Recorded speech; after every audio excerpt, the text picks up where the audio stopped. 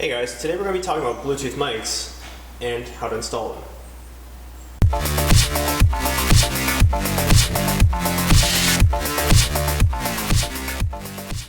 So nowadays, a lot of head units not only give you much better sound quality compared to factory, but they also add a lot more functionality with USB, and the bigger thing nowadays is Bluetooth.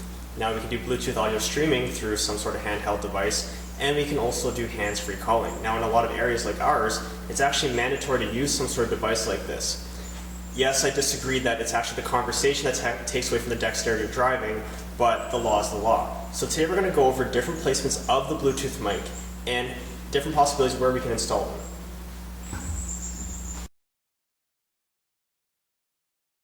This is a typical installation you'd see for a Bluetooth mic run. Clipped on the headliner, all the wiring tucked up nicely. In this position, what you get is it's far from the windows, you're not going to get any wind noise, the repeaters here are exposed, and the driver can just talk normally, and you're going to get probably some of the best reception possible for placement. Aesthetically, this is probably the most pleasing way to put in a Bluetooth mic in a vehicle. I just flush mounted it in my truck, but now what you have to realize is because of those repeaters, because I covered them off on the sides, you are going to sacrifice a decent amount of performance depending on the vehicle. For me, I didn't really care what other people thought of how clear I sound on the other side. I'd rather look better in my truck, but most of the installs we don't do it like this because most people want to hear a lot of clarity on the other side. I went for aesthetics. It is possible to do, but you have to remember you are sacrificing performance. So in some installs, your only choice might be to only put it on top of the steering column right over here.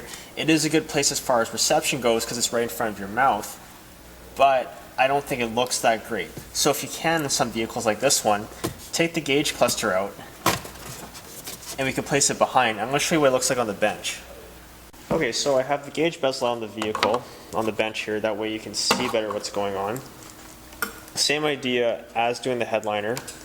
So depending on which direction the wire is going to go, you're going to loop the opposite way. So we're just going to pretend we're going to go this way, and you're going to put the clip behind here. And then you test fit to make sure that the gauge cluster, this thing can go back in, and it's going to fit nicely. But now, when you look at it, you don't see any visible wires.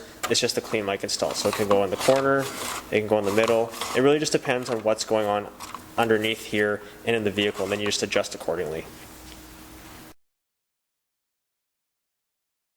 So we're going to go into detail over the most common install that you're going to see most vehicles get is putting it up in the headliner up here.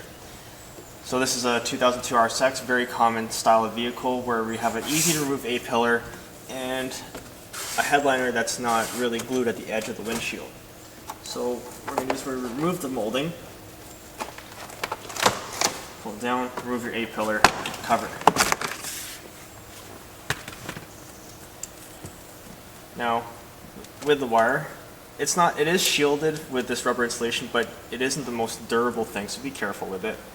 So you like to take our clip and you just clip it up here. Now, to take extra care, take the wire and loop it inside the opposite way. That way, if it wants to come loose, the clip will hold it in.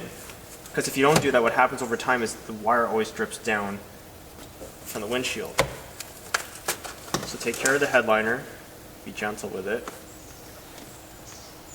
and then you're going to work the wire behind it. Now the biggest thing to always consider also here is, get to this point, make sure you get the wire deep in here because you want to hide everything. Most people won't see it, but take the extra care.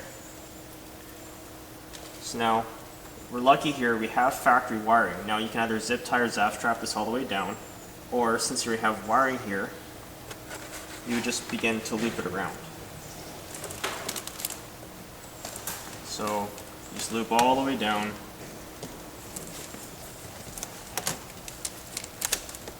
And then keep on going, then head down to the dash. If you didn't have this wiring, you could use some good duct tape or something, and then fasten it here, and then go ahead and put your A-pillar back on. Okay, so you have your wire here, it's very unsightly, and you need to run it under the dash.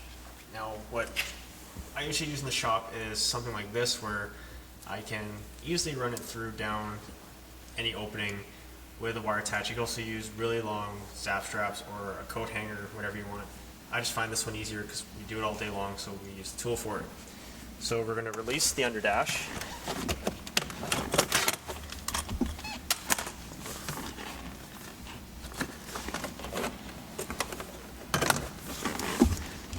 So we get more room.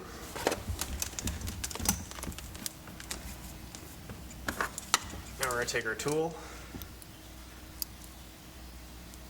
grab onto it, feed it down. Now some cars you have enough room where you could just run it down this way, but I'm just showing you this because in case you have a vehicle where you don't have this kind of room.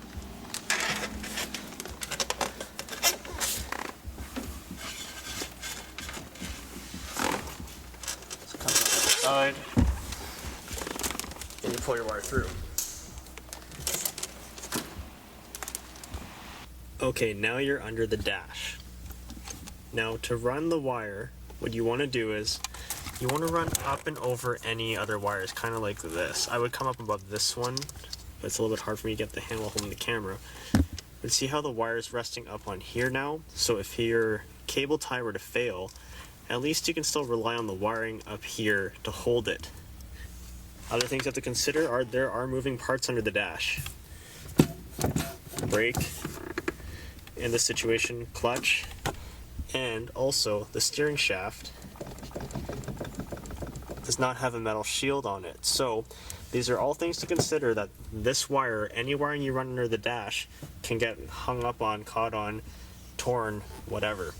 So you're going to cable tie this all up nicely and keep in mind staying away from all the moving parts. Okay, at this point you've done your wiring for your head unit.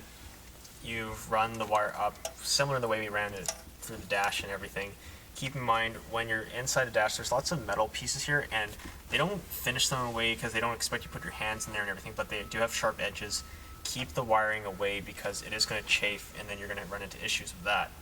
So before you plug this into the appropriate spot on your head unit, you want to just tie it up nicely and short it, because typically it's pretty long because they just make it a long length because they don't know what kind of vehicle it's going to go in, and you're going to have a lot of excess wires. So tie it up nicely so when you get in the dash, it's going to be all nice and neat. It's not going to get tangled around in there. And then just go ahead and plug in the back of your head unit. So yeah guys, hopefully that helped give you some insight to what Bluetooth mics are and how to properly install them.